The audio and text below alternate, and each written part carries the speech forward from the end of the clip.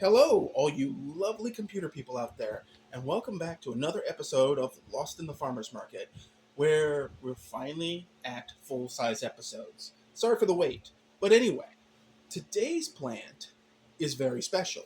It's not the biggest specimen because they're a little bit slow from seed and germination was kind of sporadic and the usual things of, propagator's conundrum, I guess you could say. That's the best way to put that. What is this plant, you ask? Because it looks an awful lot like a bunch of things, I'm sure. Its scientific name is Origanum syriacum, commonly called Za'atar. Now, probably unbeknownst to you, Za'atar the seasoning is actually a blend of herbs. And this is the primary one, for which the blend gets its name. It is in the Lamiaceae family, or the mint family, and the name Origanum, which is the scientific name of all oregano, comes from the words oros, mountain, and gamos, beauty, or mountain beauty, which, it damn sure is. Syriacum means native to Syria. So, there we go. I think you know where this story is going. It's native to the Middle East. Don't surprise. Its USDA zones are 9 through 10, where it's considered a perennial/tender perennial. We're in zone 8B, so I'm not going to count on that. And zone 8 through 3, it's considered an annual, which is basically how I'm going to treat it. Though this specific pot is a tall, deep demo pot that I use to show off interesting things for the garden tour and just to separate things that I want to grow and see what happens with. So the soil pH preference is 6 to 7. It tolerates drought and clay soil, which is interesting. Easily compactable clay soil, mineral soil.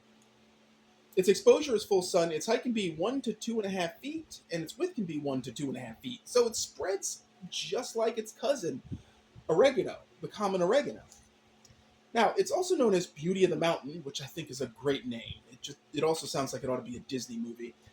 Biblical Hyssop, Lebanese hyssop, and Syrian oregano. Now, I'm going to go back to that biblical hyssop thing.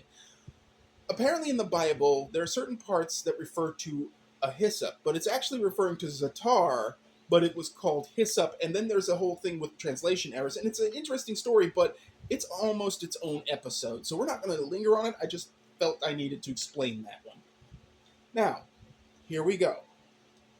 I just want to point out, again, it's called Za'atar because it is the main ingredient in the Za'atar spice blend. In fact, it's so important that harvesting it in the wild is illegal in some places, which is very interesting. The seed itself is a bit fussy to germinate, and as I mentioned, seeds are slow to get going. Now, this guy is one of the first batch I planted. No, it is the first and only batch I planted. I have to do more.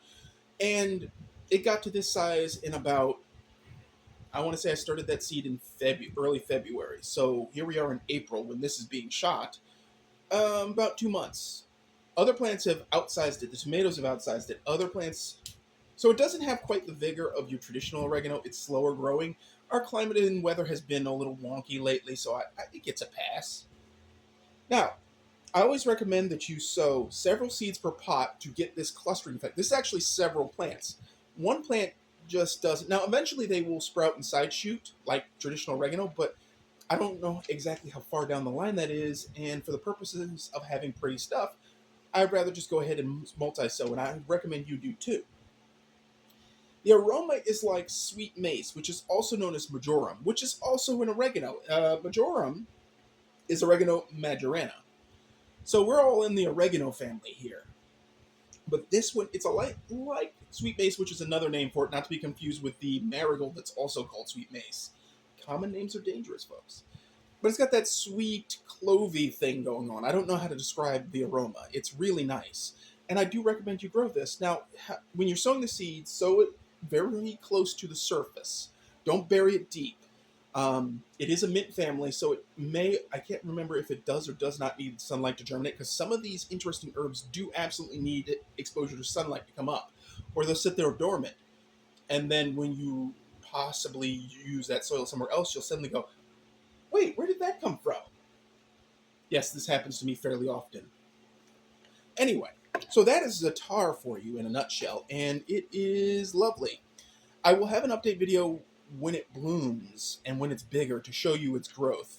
Again, remember I'm filming this in April, so y'all can set your watches. It'll be a short. It'll happen sometime maybe in midsummer. We'll see. So that's the tar for you. Stay tuned. More long form videos coming. As always, folks, keep them growing, and thanks for watching.